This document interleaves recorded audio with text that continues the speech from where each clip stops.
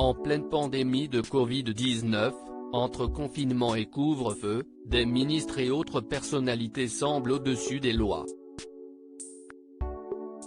Dans un reportage diffusé dimanche 4 avril 2021 sur M6, des soirées, dîners et déjeuners clandestins étaient pointés du doigt. Au diable masque, distanciation sociale et gestes barrières. Pour le gratin parisien, la Covid-19 n'existe pas une fois les portes du palais Vivienne passées.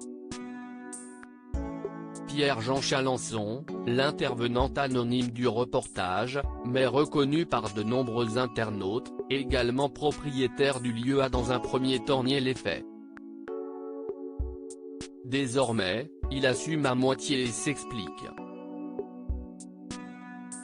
CST à travers un communiqué adressé par son avocat à l'AFP que l'ex-acheteur d'affaires conclu, France 2, s'exprime sur ce scandale de soirée clandestine.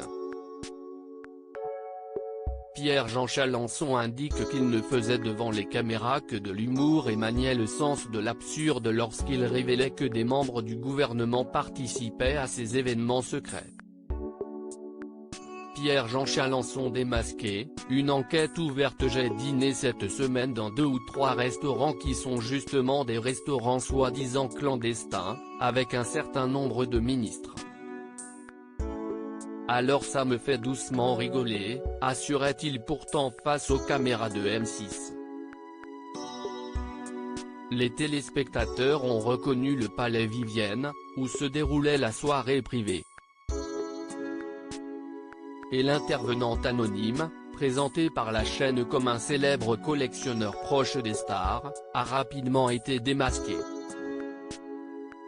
Durant ces événements haut de gamme, les convives ont l'obligation d'ôter leur masque à l'entrée, se font la bise, discutent à moins d'1 mètre les uns des autres, coupe de champagne en main.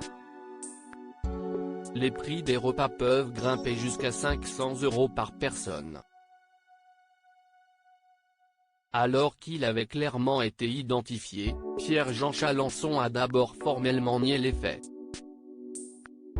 Totalement faux et calomnieux, lâchait-il sur Twitter alors que le scandale éclatait. Le voilà aujourd'hui qui confirme malgré lui être l'informateur aperçu sur M6, tout en démentant avoir croisé des ministres lors de ces événements illégaux. Un rétropédalage qui ne suffit pas à camoufler l'affaire. En effet, d'après les informations de nos confrères de Libération, une enquête a été ouverte et confiée à la BRPD, Brigade de répression de la délinquance contre la personne, des chefs de mise en danger de la vie d'autrui et travail dissimulé. La ministre déléguée Marlène Schiappa et le ministre de l'Intérieur Gérald Darmanin ont fait savoir sur Twitter que les accusés, si les faits sont avérés, répondront de leurs actes.